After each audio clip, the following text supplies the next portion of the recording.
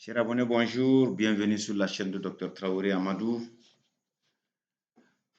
Comme promis, le lot de 10 génisses dont je fais la promotion, dont je parle régulièrement, fait l'objet de cette petite vidéo qui est la suite de la première vidéo de l'installation de l'arrivée des génisses qui étaient fatigués, qui étaient éprouvés.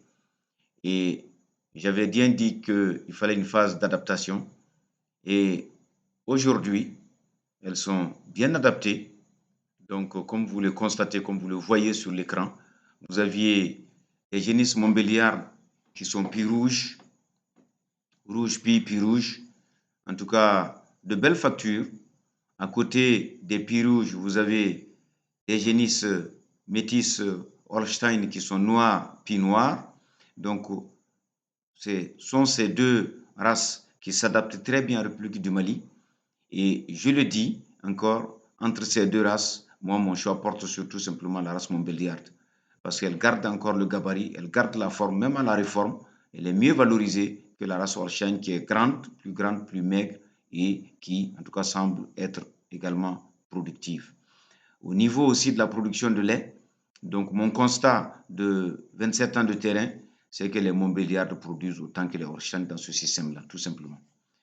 Et tout promoteur souhaitant en tout cas s'installer, démarrer avec un minimum de 10 têtes et elles sont majoritairement gestantes, celles qui ne le sont pas sont en âge de procréer.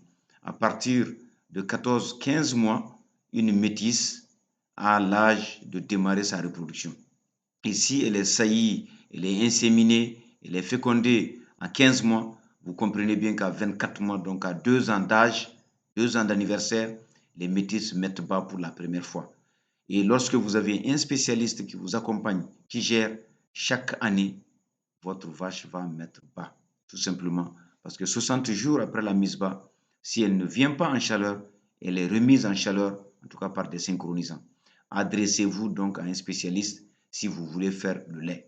La vache ne fait pas le lait pour le propriétaire, la vache fait le lait pour le veau.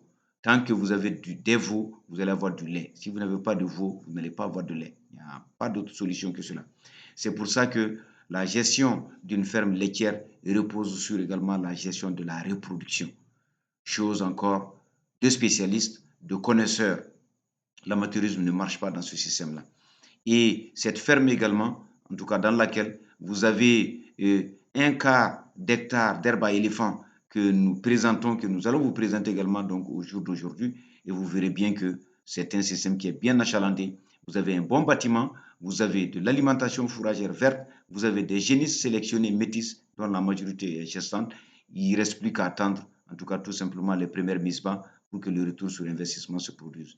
Chers abonnés, encore une fois de plus, un bel exemple pour des promoteurs souhaitant réaliser une belle ferme de production intensive de lait en République du Mali. Je vous remercie. À bientôt.